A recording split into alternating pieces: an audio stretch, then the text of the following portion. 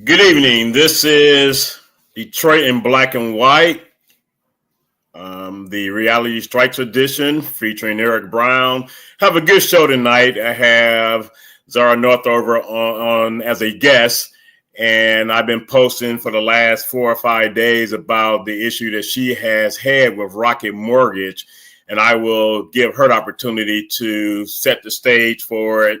I have all the details, but I don't want to belabor you of my position on reading it to you. I would let her tell her story, and then we will get into the Q&A from those that will be viewing, as well as me asking her questions about this whole situation. I am bothered by one situation in particular, and I'm sure Zara will speak on that, and we will have more dialogue as the show goes on.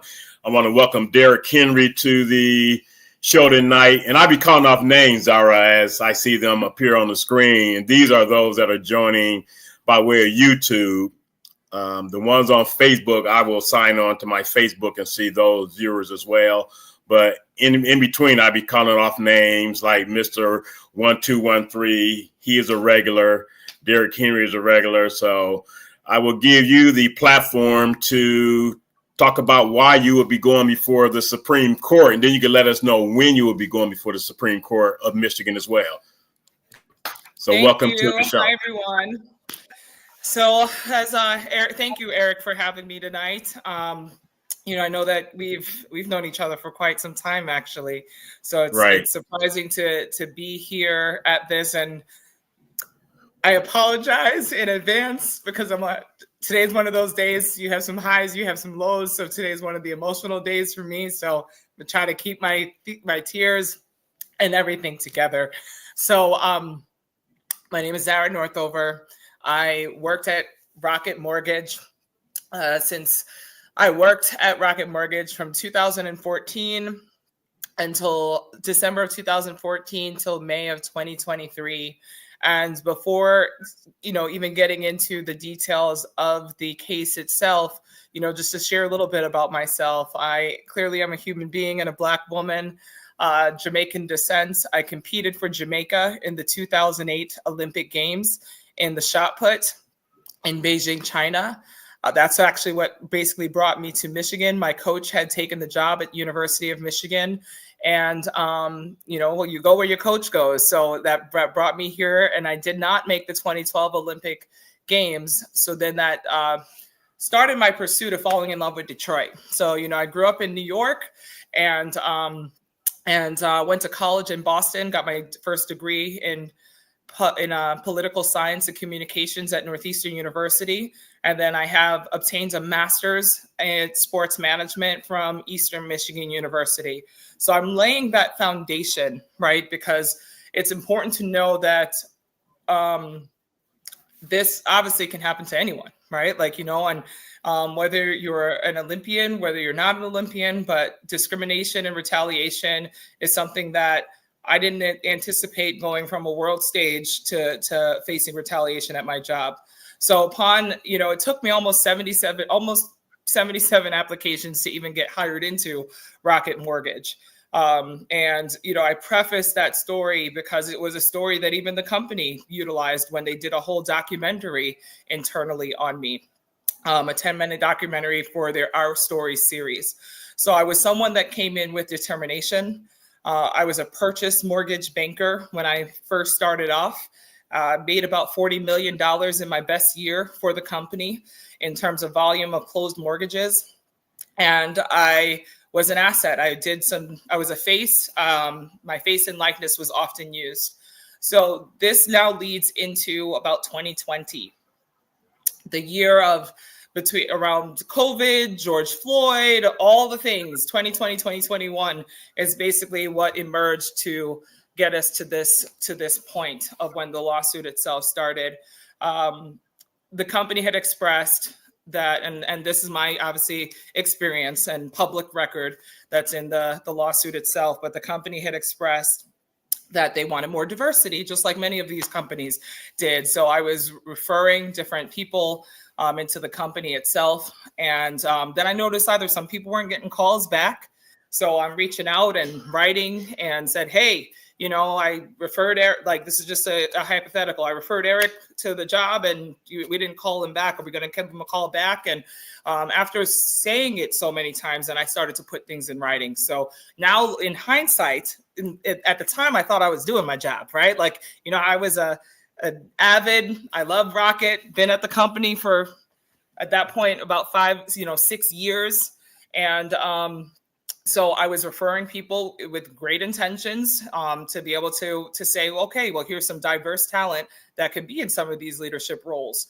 So with giving ideas and pushing this you know, providing these referrals, when I put in writing that as a company we want more diversity, and I feel like, you know, these are some of the issues, it's when the target came on my back.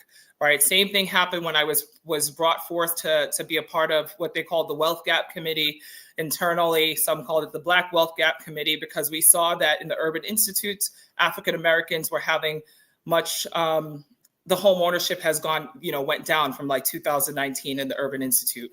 So when I noticed that we potentially could be, you know, and I said it, unintentionally be adding to the racial divide by raising our FHA rates at the time, you know, that's when I was threatened. I was told at Northover, if you continue down this path, it won't end well for you.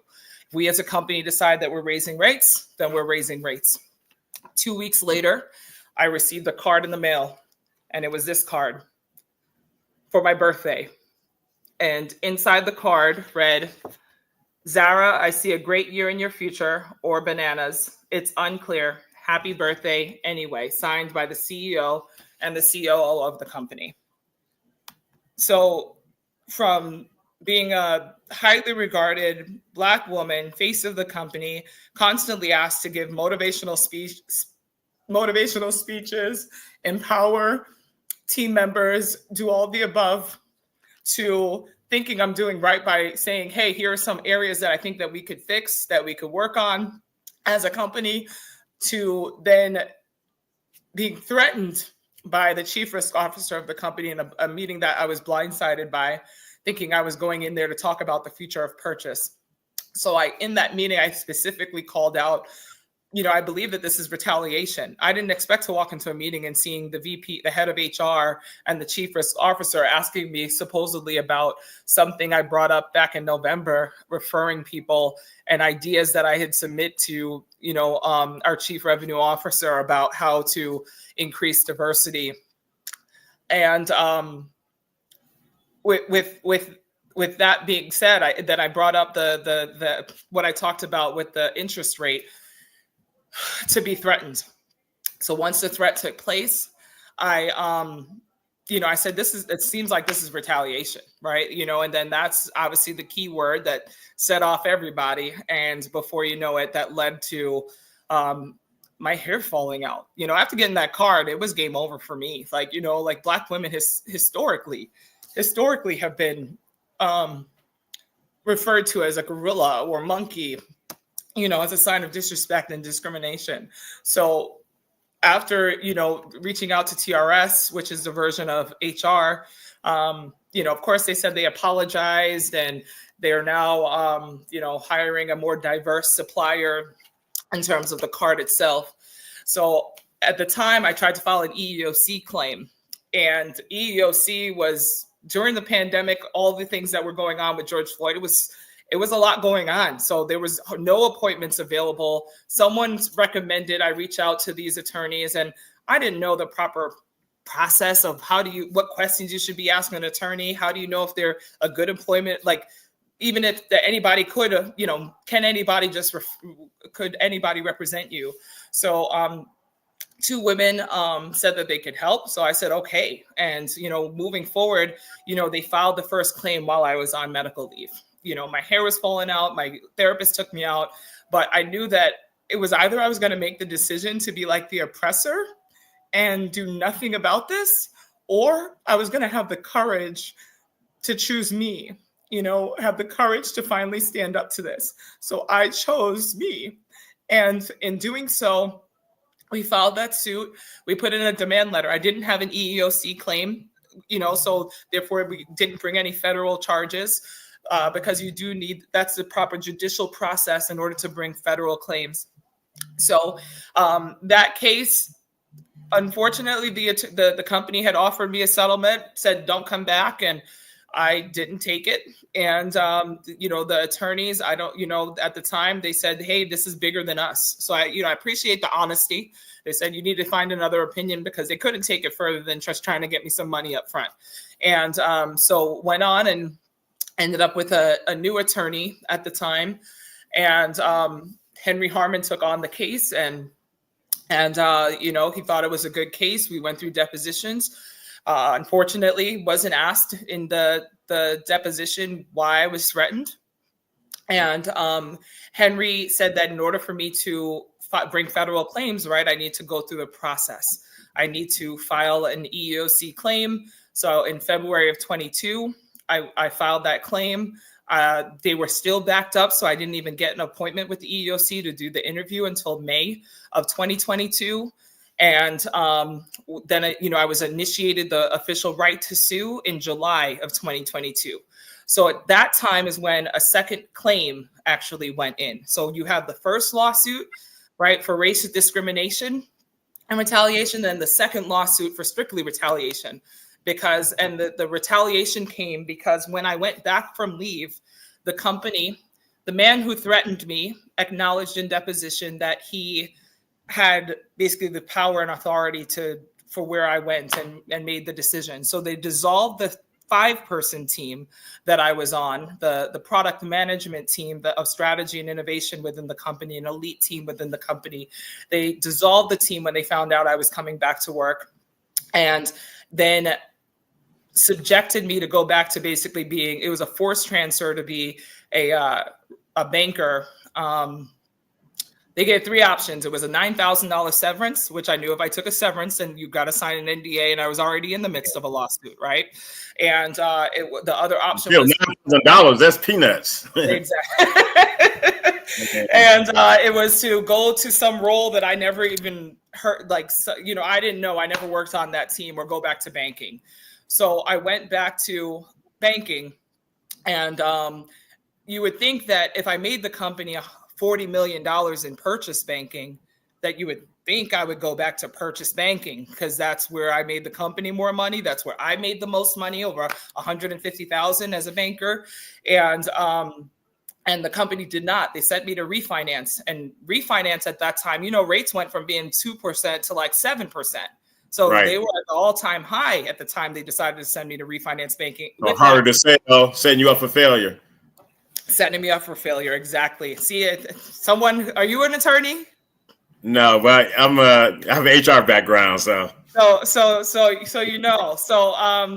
that happens. I go back though, and I know I'm in it. At the end of the day, as an Olympian, I can say this: as an Olympian, I have an Olympic mindset. And when I decide that I'm committed to fighting, then it's a fight. If I decide I'm committing to competing, I'm going to compete. I show up, and that's where we were. So I went back to work, and it was a lot. I mean, it was humiliating. People are saying, hey, what you doing over there in refinance? Why aren't you over here? Leaders are saying, we want you on our team. So I'm thinking, okay, well, let me try to go to their team. Denied. Higher up said you can't transfer. Denied. Higher up said you can't go. Denied, denied, denied. And it's like, so if it's not retaliation, then what is it? So, right, because everything has been a deny at this point. So at this point, there are those 2 claims. Henry's obviously dealing with both of those claims. The first claim, it seemed like maybe the first 2 lawyers just kind of threw out, things were thrown at the wall in hopes that something would stick. But the second claim in itself, it wasn't set up necessarily. The first claim probably wasn't set up as good as it could have been. I don't know that. I'm not a lawyer. But the second claim itself was. And, in the good thing that Henry did do while we were in the hearing was doing for claim 1 and claim 2, they were on the same day. And that was November of 2022. I think it was November 27, 2022. The judge, he said, Your Honor, if you believe that these claims should have been merged, because that's what the company was trying to get the whole thing dismissed on. They said that it's a technicality. They should have merged the cases. Compulsory jointer is the term that they use. and that basically this whole thing should be dismissed. So we're not saying we didn't do it, we did do it. We're not acknowledging all of that. We're just saying off the technicality, this case should be dismissed. So that's where Henry said, well, no, there's new harms. If she filed a lawsuit and then now she goes back to work because she filed a lawsuit, and then they dissolved her, then they take her pay cut, then they, humiliate her. All these things happen. It's new harm. So new lawsuit. The first lawsuit doesn't have an EEOC claim, so therefore you can't bring federal charges. The second lawsuit, we're bringing federal charges. All right. So we're following this protocol. We're moving along. And the judge ends up dismissing the cases and says, basically for that reason, and there wasn't any material adverse action. So a $20,000 pay cut wasn't a material adverse action. Being sent back with that lack of training wasn't a material adverse action. And then I thought, okay, well, it was over. I'm going to go write my book. I tried. I'm a Black woman that stood up to corporate America. That I'm moving on. But the lawyer at the time said, no, I think that the judge was wrong and we're going to fight this. And so not to cut you off, Zara, at what point, because I know one of the things I was blown away by when I first read about the birthday card. So at what point was that birthday card a part of any lawsuit? Because that appeared to me to be a definite situation of racial harassment. I mean, that was blatant racial harassment from where I see it. And it came from Rocket. And then the excuse of getting a new supplier. I mean, I would have called BS on that immediately. So what happened was, I guess, apparently I wasn't the only person. There was there was other people within the company that received. So probably, I think it was like 200 or 300 cards that they sent over in the discovery that they said received the same card. So that's where they're saying discrimination. If now that I've learned so much, did they send that same card to both Black and white people, or any other race? So that's what they're saying. It was just it was multiple people, different races, about 300. I think it was like 300 or 500 people out of a 30,000 team member, right? Like, but how many people got the bananas comment? Yeah, so I hear what you're saying, and remember, the first attorneys didn't necessarily, right? It wasn't necessarily their forte. Employment law was not what they went. Oh, when they're okay. Yeah. So you didn't call Deborah Gordon. That's a foremost employment lawyer in the metropolitan Detroit area. So you live, our people perish for lack of knowledge, right? And now I make sure that everybody and that's the reason why I can't sell my silence, to be honest with you, Eric. Like at the end of the day, I'm able to help people because I'm sharing my story. People know how to better. You don't graduate from college and are taught, hey, this is what discrimination is, and these are all the steps you take if you encounter the situation. Most of us are taught if something bad happens at work, you go to HR. Correct. and truth is, it's not that you don't go to HR, you do eventually, but I do think it's wise. What I wish I would have done was go to an employment lawyer first, tell them what happened, and then they would have told me exactly what to say when I go to HR, what to monitor, what documents to keep, right? Like all those things would have happened so I could better prepare myself. Even at that point, even if ChatGPT was a thing back then, I could have just asked ChatGPT and it would have told me what to do, right? But right. I didn't have that back then, or the knowledge. And I was also losing my hair and in depression, dealing with depression and anxiety because of all of this. And let me get to some of these comments for a second, Zara, because Tamari, I'm hoping I'm pronouncing it right. If I'm not, please excuse me. Last name Kemet, fight, because you're a winner. Par.org, who's also a regular viewer of all the platforms of Detroit in Black and White. Miss Olympian, clearly you are a victim of bigotry and racism. On Purpose, another regular viewer, WTF, and we know what that stands for. Yeah. On Purpose again stated Detroiters need to do a class action lawsuit against Rocket for manipulating our tax dollars. And that, goes to the perception a lot of people have about Rocket Mortgage. Then you have Kenneth Powell, Zara Northover, Olympian, Blessings Goddess. So, a lot of people are tuning in this evening. And then On Purpose, we know what we know. On Purpose agreed with me. He stated, I'm pretty sure On Purpose is a guy. He stated that it's on the board right now. Deborah Gordon don't play. You should give her a call now, and I can give you that information. I know her, so I can provide you with her information. She the real deal. I'll just leave it at that.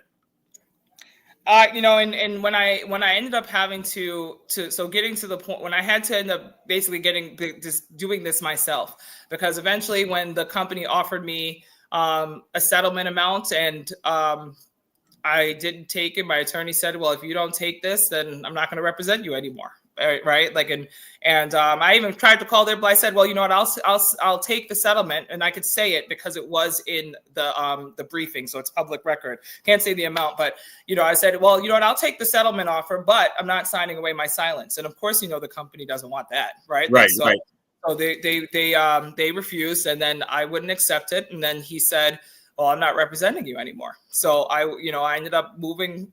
I said, I had no choice. The Olympian came in me, and then I went to the law library. I learned how to use AI, ChatGPT, and I figured it out, right? And I was endorsed to do oral argument. The company tried multiple times to strike my brief. They even tried to impose sanctions on me, and I survived. And while the Court of Appeals did affirm the opinion, then that's why we filed a claim before the Michigan Supreme Court, which is where we are now. And, I know that at the end of the day in history, because now I've started to look at history, Eric, like our ancestors fought so we could fight. Like, there's no way that I'm not going to fight for justice, and at least give this my all, and when I look at Emmett Till, when you look at Sojourner Truth, when you look at many of these major cases, it wasn't one. Even Shirley Chisholm, if you watch that movie, they said you're going to lose in the Court of Appeals, but you'll win, or you'll get the remand or the review in the Michigan Supreme Court if you just keep going. Right. And Par Orga, he's asking, and I'm sure you will get to this. He's asking, what is the status of your case? So right now, I'm the status of the case is I have written my leave to appeal to the Michigan Supreme Court. The company responded July 31st. So I am finalizing my response that is due on the 21st of August. So just in a couple of days. So this Thursday. Okay. So after this, and I was able to secure the Honorable Judge Charles E. Walker, who he himself served in, he's a retired judge, but he has stepped up to write an amicus brief because when he heard my story, he said, you were wronged. And but he's written on retaliation. So he's gonna, it's bigger than me. It's bigger than, it's not just my case anymore. All right. The questions that are before the court, the Michigan Supreme Court, to be clarified is, if someone files a lawsuit and there's new harm that happens, because it's your legal protected activity to file a lawsuit based off of discrimination, retaliation, all the above. But if you file that lawsuit and go back to work, is it okay for the company to retaliate further and be able to get away with it? That's for the Supreme Court in my leave to appeal. And then also, as a pro se litigant, someone who is self-representing, am I afforded the same opportunity and respect to be able to have my case heard, right? To be able to go through the judicial process and to not have my case dismissed at a discovery stage when it should not have been. I was not afforded the opportunity to provide the evidence that I had. So, Eric, when you asked about this card, remember, I was on leave. I didn't have access to any emails. I didn't have access to anything. Like, I didn't even have access to the employee guidelines, right? And so therefore, some of that discovery was never even seen because it was never seen, right? So let me get this straight, then, Zara. They sent you that card while you were on leave? No, that's what sent me out on leave. So right before on leave. Yep. And one of the things that I do appreciate about in reading your case information you provided is the fact that you have made it very clear that this is not about you. This is about justice for any and everyone that have been wronged, and in particular, Black women in the workplace who have been treated in the same manner you have been treated. And I think that's one of the things that people need to appreciate. And they could go back and read. I mean, you can get information on where they could go back and read your information in your case, but you have made it very clear that this is about you speaking on behalf of any and everyone that has been wrong. And you brought up a great example when you mentioned earlier George Floyd, you mentioned Emmett Till, you mentioned Shirley Chisholm. You have definitely done your homework to be able to state that this is not the first time in American history that someone has been treated the way you have been treated. Correct. And that's what caused me. I don't know if you've been to the Smithsonian, the African American Museum in DC. Not yet. No, I have not. But when you first walk in the room, it says that we are our ancestors' wildest dreams. And that's something that just resonates with me, right? Like I can't, like our ancestors fought very hard for us to have the right to live, to have the right to speak, the right to fight, the right to demand respect, right? Like, and to not be discriminated, to be judged on the content of our character, right? Like, so at the end of the day, I know that I was wronged.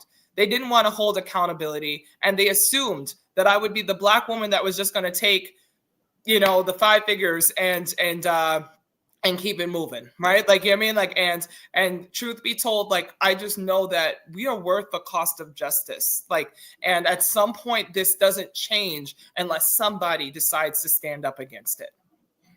And Mr. 1213, he made a great point.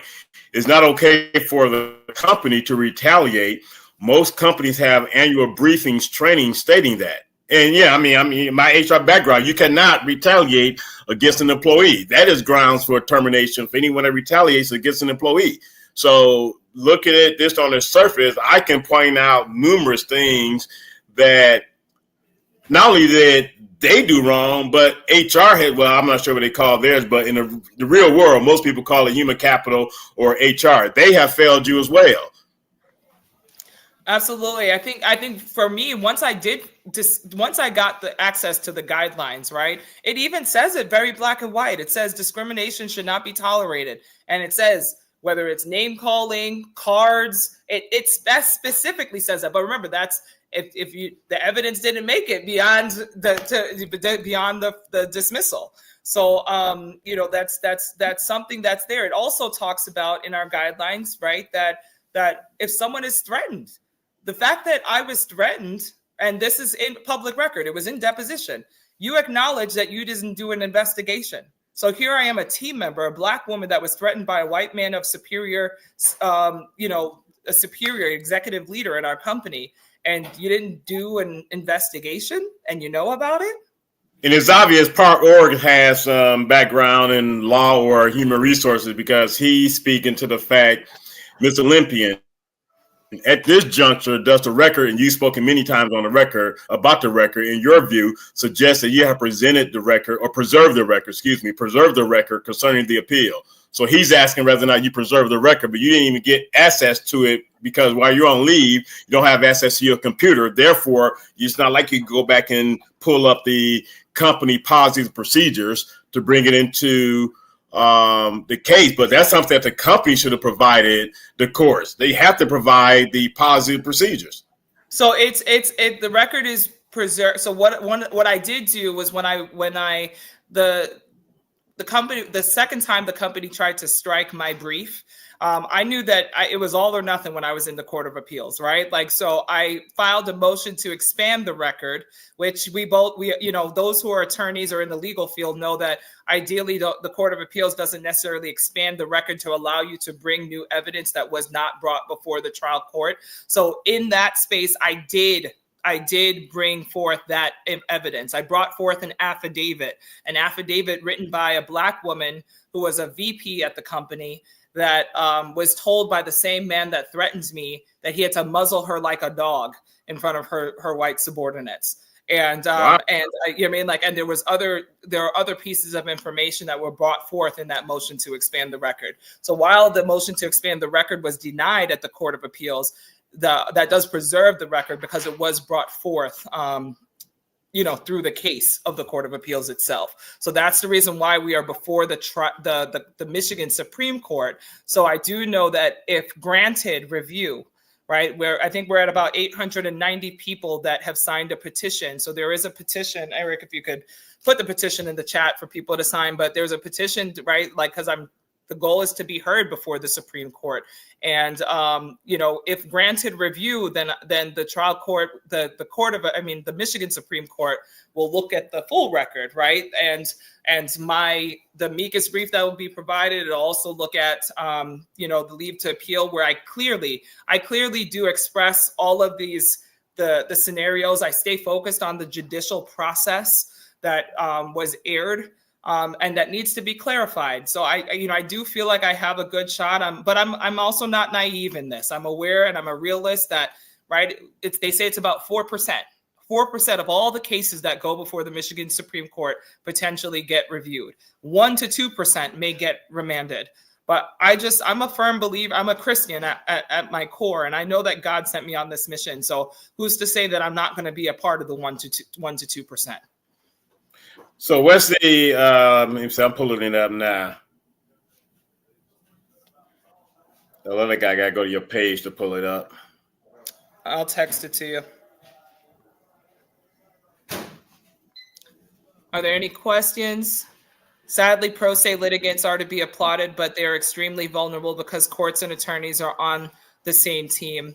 No, I definitely have heard that and felt that, and that's the reason why there was even the time that I actually got the motion to strike, where I was able to prevail on the motion to strike. I had called out the gamemanship, right? I found case law that supports how pro se litigants should be, obviously should be treated fairly and should not be taken advantage of. That's actually brought up in this leave to appeal to the Supreme Court about that process and how a dangerous precedent can be set if a pro se litigant is not given that fairness and the opportunity to pursue, because we're basically saying that, whether if you can't afford attorney, then don't even bother trying to advocate for yourself, even though the judicial system is not supposed to be set up like that. Right. And the old blind justice and all that lie. Because I do have an attorney that's watching and listening, and she says she's just listening with her mouth wide open, listening to your story. And I mean, it's unfortunate because you're right. The laws of the land are supposed to be there to protect everyone. And I wanted to make sure I put the one comment. I'm not sure if you saw it already. I had it up for a minute. The comment from Miss Kemet to Mary. She said, "Praying for you, Queen. The ancestors have got your back." Thank you. I appreciate you. And then you also saw the comment, because Muskegon, he's also going through the same process. He said he's doing some of the same things you are doing, but he's going through the court system. He hasn't reached the Supreme Court level yet, but he said he's doing some of the same things you're doing at the process level he's at. And you have on purpose saying that corporations get away with breaking all kinds of laws. You're proof positive of that based on the situation you're going through. And then you have Jill Sheridan. She makes a reference to you talking about the museum and how the current president wants to have a review and say about how that museum presents and or represents history. And then you have, I think we read this one already. Oh, didn't read this one, yeah. And some of our best attorneys would rather litigate car accidents because they are much easier and quick, pay big money. I totally agree with everything that people are saying. It's one of those things, like I actually am a Triumph member. I go to, Pastor Kinlock's my pastor. And when I saw in the beginning of all of this, I remember going to church and there was a sign behind Pastor Kinlock that said bigger than me. So from 2020, that sign that says bigger than me, I knew that. And that was right after receiving the card, and I was on leave. And I thought to myself, like, this is going to be a commitment. But I truly believe that if someone doesn't stand up, and God just chose me for this, like, and I'm going to see it through, and whatever happens, happens. It's either I'm going to prevail or I'm going to die trying, right? Like, and at the end of the day, I'm not going to die. It just means that, I'm the Black woman that tried to take on corporate, and it's, the system that wasn't necessarily set up for me to begin with. And hopefully at least what I can do is empower others. And what I have done already, Eric, like, right, this, because I talk about my story, there's more people that know the steps now, right? So there's more people, even at the company itself, like, right, they're either reaching out to me or they're reaching out to attorneys, or they're asking for referrals. So then they're able to negotiate higher severances, right? They're able to when they've been wronged, right? Like, and whether it's my company, whether it's the company I worked for or other companies, people are knowing how to advocate for themselves through this process better now. And sometimes it just takes one person going through the storm in order to pave a way for everybody else. And Kenneth Powell is giving you your kudos, because he said that you have definitely done your homework and you got this. And then Park.org is stating that you see it on the screen in per, but appears to have a facility with the law. So you've done your homework. You definitely understand the law as it relates to this. And I'm now putting the link to, it should pop up any minute. Park.orgs, you would laugh if you were in the legal fields. I remember the first thing that I watch the Court of Appeals and these cases on YouTube as if they're CSI now. So, I walked into, when I say that I've taken this on as an athlete, I would literally, the court clerk, security guard, he even at the end was just like, I'm wishing you well, because I see you in here more than some new lawyers, and I would sit in the public hearings, watch how they addressed the judge, watch how they looked over their notes. I'm in this as an athlete, like, so I'm learning as I go. I'm grateful for the tools. I know some lawyers can't stand ChatGPT, but at the end of the day, it's been the thing that's kind of given me a fighting chance. I can't rely on it, and that's what I remind people. I can't rely on it completely. No, it's just an aid. I tell people all the time, it's just an aid, and you have to know how to utilize it to your benefit. And the one thing people mess up when it comes to ChatGPT, AI, and all the other stuff, they make it their own as opposed to editing it to their situation. And that's where a lot of people mess up at. And Mr. 1213 is asking who the owner of your company is. The owner of the company, the company I used to work for? Yes. Oh, Dan Gilbert. And then Kenneth Powell, he said goalposts will be moved. Again, he's going through the same situation because of your due diligence. And he's right. You're doing the things that's allowing them to say, we got one of these smart, I'm sure they don't use the Black intelligent woman phrase when they are referring to you. But, and one of the things that we have to do is we have to put pressure on individuals to make sure they do the right thing. I was reading something yesterday about a Black woman that was engaged to a white man. And she talked about how she broke off the engagement due to the fact that the lack of respect he was showing her and Black people. But she was with this guy for 8 years, and he's always treated her that way. She should have broke off the relationship a long time ago, because I tell people all the time, if you're in a room when people are talking negatively about Black people or any other race and you don't say anything, you are just as guilty as them talking about your people.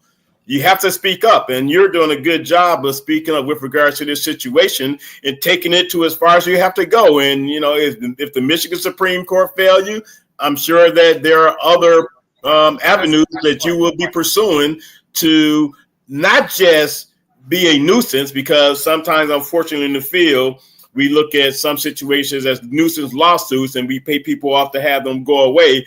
But you are making a statement that is necessary for people to understand no one should have been treated the way you were treated. Because I remember seeing, you did, you didn't even speak about the fact that you did TED Talks, but I remember seeing you being a face for Rocket Mortgage And I remember when I first met you, because I met you through former athletic director up at Eastern Michigan University, Dr. Greg, my frat brother, and we were in an event. I can't remember if it was an event for him, but he went out of his way to introduce me to you. He said, this is somebody you should know. Well, he said the same thing to both of us. You are two people that should know each other with regards to navigating this world we live in right now. And that was a while ago, but I saw the determination on you then, because you've appeared numerous times on my previous online radio show. Matter of fact, even co-hosted with me a few times. And that's how I got to know you. So I knew the tenacity that you had. I mean, I'm a former athlete, so we have that tenacity that we don't give up. First of all, we hate losing. People can call it being a sore loser all they want. No, we just don't like losing. Even if you're going to get someone that's supposed to be better than you, you're going to give it your all. I tell people all the time, Thomas Wilcher was one of the best hurdlers in the history in the state of Michigan. But one of my greatest, when I ran hurdles, one of my greatest assets that I always talk about, I came in third place against Thomas Wilcher before. So he didn't blow at me. There were 8 runners, so there were 5 other runners that I did better than. And I said, I came in third place against Thomas Wilcher. And I always tell that story to him. And that's when he used to have the indoor track meets down at Cobo Hall. So when I see Thomas Wilcher, I say third place. And that's what it's about. When you get in those blocks, or when you get in that pit to throw the shot put, you are out there to win, no matter what. If you know someone just based on reading the headlines, people tell you that they're better than you, or you read the headlines, they're so good, you go out there to try and prove people wrong. I mean, that's what athletes do. We just have that innate ability to say, I'm going to do my best, and if my best gives me first place over the person that was supposed to win, so be it. And I want to thank where did it go? Oh, Tamari Kimmett. She just signed and shared the petition on Facebook. Thank you. Shared it to 9 others. So thank you, Miss Kimmett. Thank you. Yeah, like this. This is how it starts. I mean, this is how it starts. Absolutely. And it starts with I think we're so scared, right? Like, there's so many, I could honestly say there are friends, there are people that I know that they love me, they support me. They'll call me on the phone and tell me all day, but they ain't about to reshare nothing because the company owns almost everything in the city. It's called the chilling effect, right? Like, like people may not hire you. I mean, it took me a while to secure, like a contract, and I'm self-employed basically because of it, because interview after interview, a lot of people are affiliated with the company. So, it's blackballed, but being blackballed is a thing, right? And that's kind of one of those things where until people are willing to stand with you, right? Like our power is felt in unity, and we've seen it with Target, we've seen it with a lot of these other things, and while all I'm saying is I want the right to be heard, right? Like, I want the right to due process and a fair trial, and if the jury decides, right? A jury decides that you were right or you were wrong, then the jury will decide. It doesn't take away the fact that I received this card, right? It doesn't take away the fact that that I made the company a ton of money when I was a purchase banker, but you wanted to put me in refinance. Those things don't make sense. All right. I think I learned a new Latin term, right? For the law, it's like res ipsa loquitur. And that basically means the thing is the thing. Yeah, it is. Yes. And, one of the things people, like me, I mean, I don't, if I believe strongly in something, I'm going to take it on. I don't care. I'll never forget a fraternity brother of mine said to me that, first of all, it's a volunteer social organization. So for all these people act like they get paid or they have power being in these leadership roles, no, you're just somebody that kiss ass. That's all it is. And so he said to me that, this one individual that was calling the shots in the fraternity, that things won't change until he die. But I would never say it in the public. I say, first of all, if you're having a private conversation with me, if you don't have the courage to say what you really feel in public, then I don't want to hear you saying it in private because you're nothing more than a coward.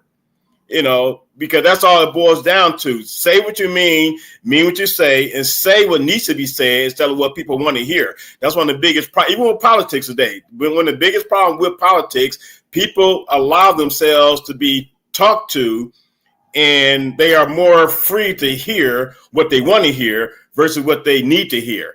And, you know, your situation may rub people the wrong way because they may side with you, but they don't want to say anything in public because they are afraid about their livelihood. Sometimes being blackballed is not a problem. I have no idea. I mean, first of all, I have no idea. I have no problems with people telling me one day, a frat brother told me, you're going to mess up your political career in the fraternity. I don't give a damn about that because I don't get paid. It costs me to be a member of the fraternity. I don't make money for being a member of the fraternity.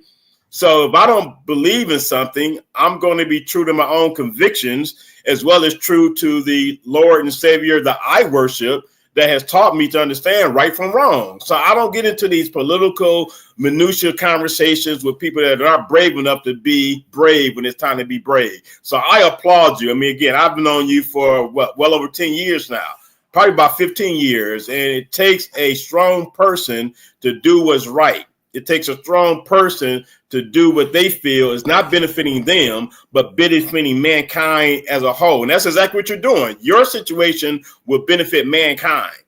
It is not about you. And thank you, Kenneth Powell. You know, it's not about, you know, again, it's not about being right. It's just about of not falling for the BS and people thinking that these social organizations, volunteer organizations, first, let me put the word volunteer in there, means something, and they don't. You know, a lot of these individuals, I'm being true. I'm speaking truth to power. A lot of these individuals would be nobodies if it was not for the fraternities or sororities that they are in. People worship them, and that's the most saddest thing that I have witnessed. And I have no problem saying at the present time, I'm not active with my fraternity because I just don't go along to get along, and I just don't buy into the BS that most people buy into just to be liked. I don't care about being liked. Only one person matters to me with regards to being liked. That's the man above. Everybody else, kick rocks. I see your comment on purpose about blackball is an inappropriate term. So that we could utilize the chilling effect, right? Like to be endured by the chilling effect, which means the same thing, which means that basically retaliation can continue because right. if a company is large enough, right? Then and they have lots of sister companies and their tentacles involved in other companies, then that could cause you to be retaliated by association. So we can use the chilling effect. And I didn't see that till you saw it, but I had to scroll up, and I do see it now. Thank you on purpose for that comment. Yeah, you're right. And then, did you see the comment? Where is it? Someone said you should be intentional. Here we go. On purpose, spoke again on purpose with another comment. He spoke to the fact that let them know sporadically what you want in a settlement, you know, with regards to a dollar amount. So, you know, I'm glad that you brought that up. And that's even a conversation that we don't have, right? Like how do you know? How do you figure that out? How do you multiply it? These are all, and that's the reason why I said, Eric, you're not taught, right? What do you do in these situations? Because there really is no ground. And then the people that have signed NDAs that have been through this can't talk about it. Right. Like, and so the reality is that's why they want these NDAs is because it's part of the silencing. So it doesn't continue, because if I don't even know what I should be asking for or could be asking for, you know what I mean? Like, and nobody's willing to have that conversation to say, hey, this is what your case is worth, or this is the reason why, then you don't really know. And that's why, you know, like for me, it's very much if I have to go all the way to a jury, because when you go to a jury, it's awarded. They're either going to award you $5,000 or they're going to award you $300,000 or they're going to award you $2 million. And when that number comes out, it's public record because it went all the way. And then you see the comment by Part Orgs. Oh, yeah. You know, I think, you know, we can call them punks though, Par. You got, you know. You know, I think the part that blows my mind and I'm most frustrated with is I expected this is what makes me emotional, but I expected the company to do this But if I've hired someone to represent me, I didn't anticipate that I was going to have to fight to advocate myself to my own attorneys. And I think that's the part that has been most stressful and disheartening through this process. And then you have Kenneth Powell in Law, Black Means Nothingness.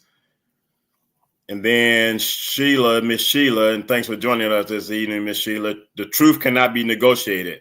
That's a very powerful comment from her.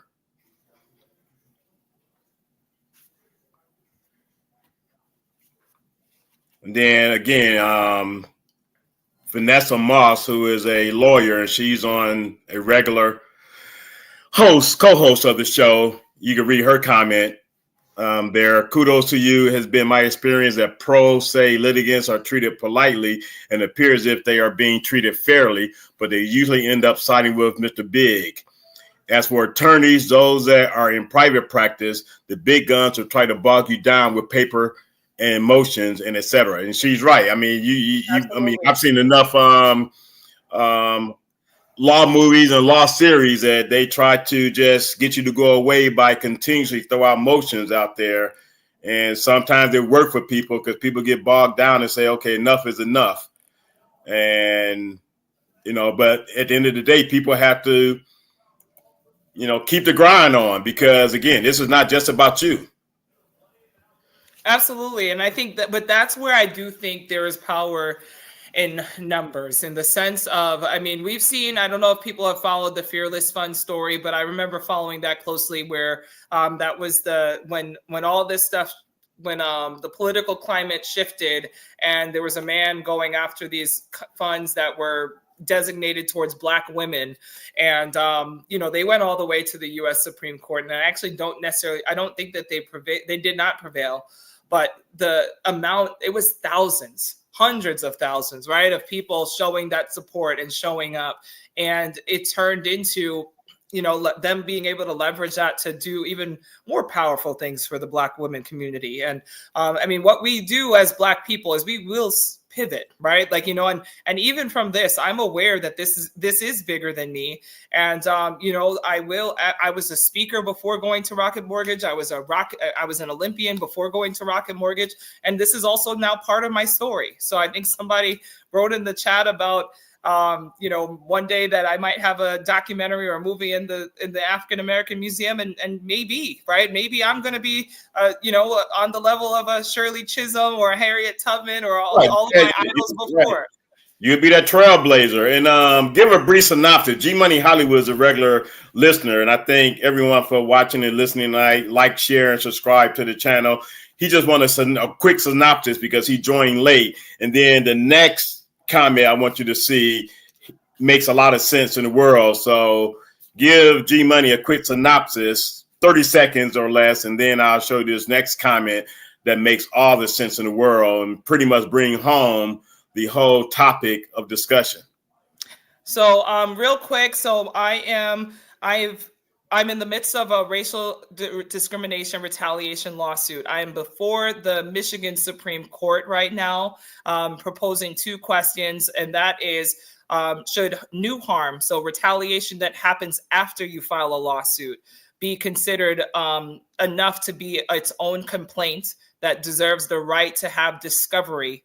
Or, is it barred by res judicata, meaning that because you already had a lawsuit, the second lawsuit basically is non-existent? Because my second lawsuit was dismissed at the discovery stage. So I never got to provide evidence. I never got to go through that whole process of discovery in order to plead my case. So that's the case that has been going through the courts. They have wanted to settle even after both cases were dismissed to buy my silence, and said nope. And in terms of buying my silence, and that's when my lawyer decided to withdraw from the case. And I've been representing myself pro se from the Court of Appeals and before the Michigan Supreme Court. There is a federal claim for wrongful termination, but that's in federal court. But the one we're talking about today is the Michigan Supreme Court, where I am representing myself. And here's a great comment again from Attorney Moss. Look at your age, education, how much you have lost, how many years you have, pick a large number.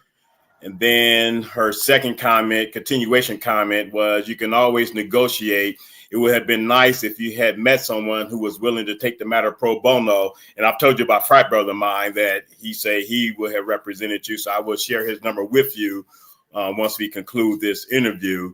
And then, a shout out to you, because I think oftentimes we don't see the power in ourselves. So here's some affirmation and validation from Attorney Moss as it relates to her perspective on you and how she has seen you throughout this interview. And I'm sure this will bring a smile to your face.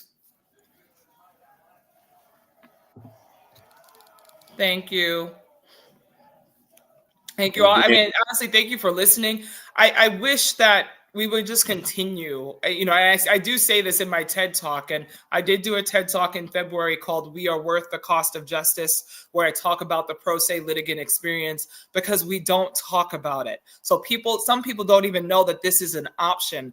And truth be told, it's something that I ended up thinking about, because there was a lawyer that I remember speaking to, and he shared with me, he said, at the end of the day, this is a business, right? And at the end of the day, if you have a brick and mortar, you got payroll, you got people that you got to pay, potentially getting 100,000, 80,000, that's what, 33%, 40% of that. Right, I could, so whether that's justice for you, right? Like at the end of the day, that's a payday for me. And, big companies will wear people down, and they use that as a strategy because they have the money. So he said that, he said that because you're intelligent, because you're learning the law so quickly, it might be different. Maybe they're going to have to stop and think, how far is she willing to go? Right. They got to, at this point, they got to know you're willing to take it all the way to the Supreme Court if need be. And it's interesting. You talk about what we don't know. And I'm not sure if you knew Professor John Mayernick at Eastern Michigan University. He was in the history department. One of the greatest papers I ever did was my opposition to the death penalty. And we had to do a major paper in history, and I had 1877 to the present. So one of the assignments for the class was I'm not sure what they call them nowadays, but we had to do a full spread essay on a specific topic. I chose my opposition to the death penalty, capital punishment rather. And he was just amazed at all the research that I did. So when he gave me my paper back, he had 100+ on there.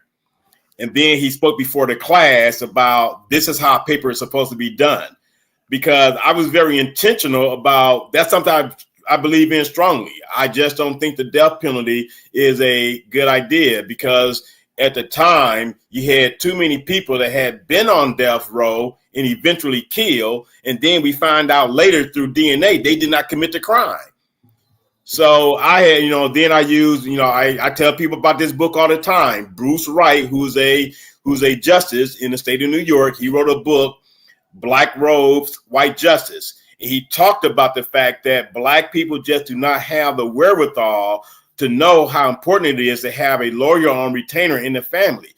Most or a lot of white people are born into society with a lawyer on retainer that's in the family already. And that's why they get out of trouble so much more quickly and easier than Black as it relates to the disparity of sentencing for crimes, same crime, same age of the person, different color skin, but one gets more time than the other. First time offense. So it's important for people to do research, do a lot of reading, and just know what their options are in life, because we all have options, and we have to be very cognizant about how we deal with situations when we feel we are being wrong. And I applaud you again for taking this for as far as you feel it needs to go, because I'm going to keep saying it, just based on your page, your petition page. This is not about you. This is about America and the justice that any person of color needs to receive, or any person in the workplace, Black, white, green, or purple, should be treated with respect, and retaliation is an automatic no-no. Thank you. Mr. 1213, you've asked the question a couple of times. The turnover is he did ask that a few very times. high at Rocket Mortgage. I mean, I can say that's part of what came up in the first lawsuits. They had claimed that because I had pulled the number. Well, I didn't pull the numbers. It was a data analyst that pulled the numbers. And I think at one point it was like 3,000-4,000, like, if people turnover. I can't say monthly. I can't remember if it was monthly or annual. No, I'm pretty sure it was about 3,000 or 4,000 that we were losing, but I don't know if it was quarterly or annually. I would have to look that. Probably that high number is probably quarterly or annually. That's a high number. It couldn't be monthly. I would hate that. So it had to be. I don't think it was monthly. So it was either. So I can't misspeak on that, but it's high, and that's subjectively known across the board. People talk about Rocket Mortgage having high turnover. And so in the last 30 words, again, I want to thank you for joining me this evening. Your last 30 seconds, just, give people, again, what your issue is, how can they support you? I did put the link to the petition in the chat, but just a few words on how they can support you in the last 30 seconds. So definitely, if you could just share my story, sign the petition. And if you're in a position to advocate for someone because you see a wrongdoing and stand behind them, your support in the room in real time means more than you know, because I don't think this would have gotten this far if someone would have had the courage to speak up for me internally. But everything happens for a reason. So the petition is there. I'm very active on my TikTok at Moving in Faith, on my Instagram at Zara Northover. So stay tuned in. And if you have podcasts or anything, that I would be more than glad to talk about it, because I just think and I would definitely have you on again, Zara, as well as I would talk to the people on the weekend program by having you come in live and do a podcast with us, because this is a very important issue. And on that note, this pretty much hits the nail on the head, and people can interpret this as they see fit, but this is a very, very important comment. Thank you. And on that note, I will say good night to everyone. I want to thank everyone for tuning in this evening. I want to thank Zara for taking time out of her schedule to join me this evening. And G Money, no problem. I knew you're a regular, and I know you came on late, so I wanted her to give you a synopsis. So I want to thank everyone for joining. Future shows, like, share, subscribe, let your friends know about the show, and good night. And one final note, because Miss Kimmett has been a very active participant this evening, that's why we have no fear. The ancestors are here. Nice rhyme, nice play on words. Thank you, Miss Kimmett. And again, good night, everyone. See you next Monday, the 25th, and I'll be letting you know who the guest will be next Monday. And again, thank you, Zara. Enjoy the rest of your evening. Thank you. Bye, everyone. Right. So I want to thank everyone again for joining me this evening. Great interview. And I think it's very important that we understand the power is in us to make change. When we sit on our hands all the time and do nothing, the power of those taking advantage of us will be them taking advantage of us. So thank you. See you next week. Enjoy the rest of your week. The beginning of the week, this is Monday. The week just started. But again, peace and love. Until next time, enjoy your night. Have a good evening. Love you. Good night.